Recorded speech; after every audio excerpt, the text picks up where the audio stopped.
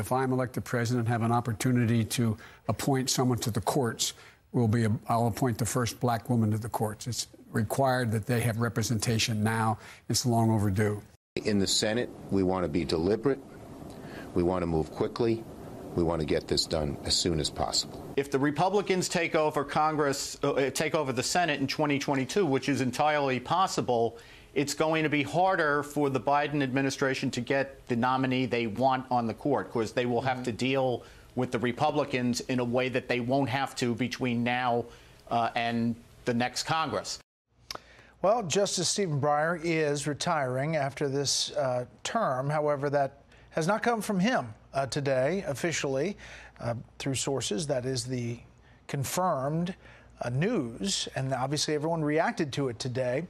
But how it came out and what comes next is really interesting. Let's bring in our panel. Washington Post columnist Marc Thiessen, Kimberly Strassel, a member of the editorial board of the Wall Street Journal, and Jeff Mason, White House correspondent for Reuters. Marc, let me start with you. It was quite something. The way this came out, it appears from a leak somewhere. We're told that Justice Breyer told the White House last week.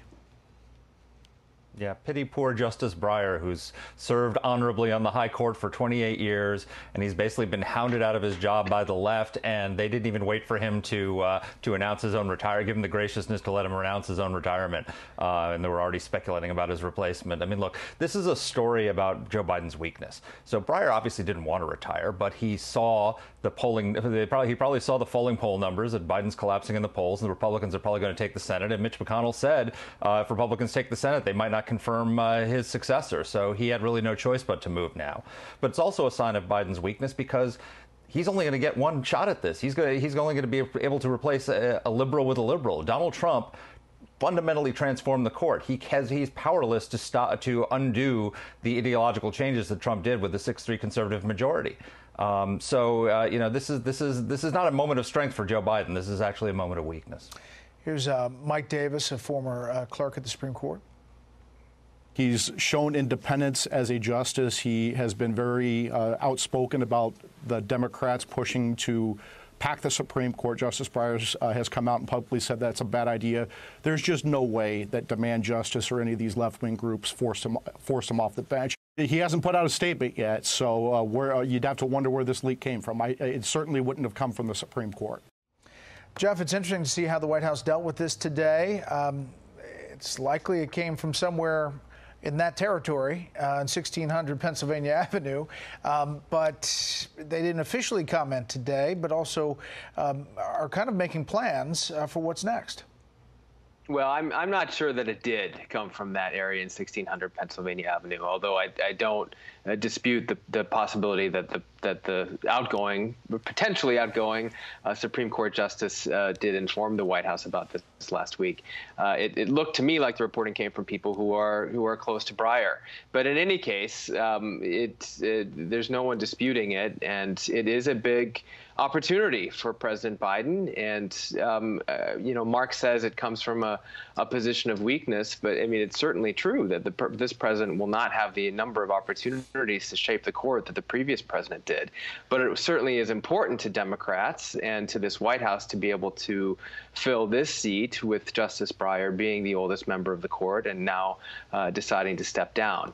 It will lead to, of course, a big push from interest groups over the next coming weeks and months to influence the White House over that pick. But I do think President Biden will stick to his pledge to put an African-American woman on the court, and that obviously will impact the list of potential nominees that he will look at. Yeah, and then White House reiterating that today. Kimberly, the National Review writes it this way: one other political aftershock from Stephen Breyer's retirement. Barring some sort of disastrous selection, Biden is likely to get his nominee confirmed on probably a party line or near party line vote.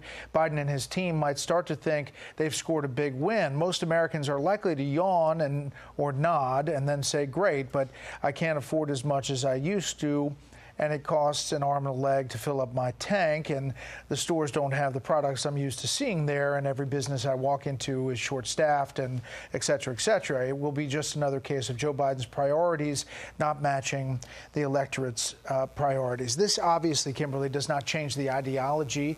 It doesn't shift, as Mark was talking about, the court. But still, any time there's a nominee to be, that changes the political environment. Yeah, look, there's no question that the Biden administration, and I think it did come from 1600 Pennsylvania Avenue, put this out there because they wanted to change the headlines, and they thought this was a chance to reset the national conversation. Problem is that editorial notes this fight is going to come and go, but it's not going to change the fundamental dynamics out there. And also remember that Democrats, too, they've never actually got as impassioned about Supreme Court nominees as conservatives have. So I think the Biden White House was looking at this as a chance for a reset. It's probably more likely a short-term blip with a couple of ups and downs on the long road of inflation, falling economy, jittery stock market. Jeff, you were with the president yesterday as he was in that store and made those comments to the press pool about the situation in Ukraine, being pretty definitive about what might happen. Where do you see this White House and now this back and forth on diplomacy, trying to give this letter to the Russians about what they'll agree to do or not do? Yeah, and also definitive, Brett, about what would not happen. President Biden made very clear yesterday, as he has before, that he has no intention of sending U.S. troops into Ukraine. Ukraine, of course, is not a member of NATO. As far as what goes forward next, it's a little bit certainly in Russia's hands, at least in the short term, in terms of its response to the letter that was delivered today outlining the U.S. and allies' positions. And of course, as the White House continues to say, the ultimate decision lies with President Putin as to whether he intends to invade Ukraine and follows through on that or doesn't. The White House is watching closely, and President Biden is obviously watching it closely. It would lead to what he said, the biggest invasion since World War II, and it would change the world. Those were his words yesterday.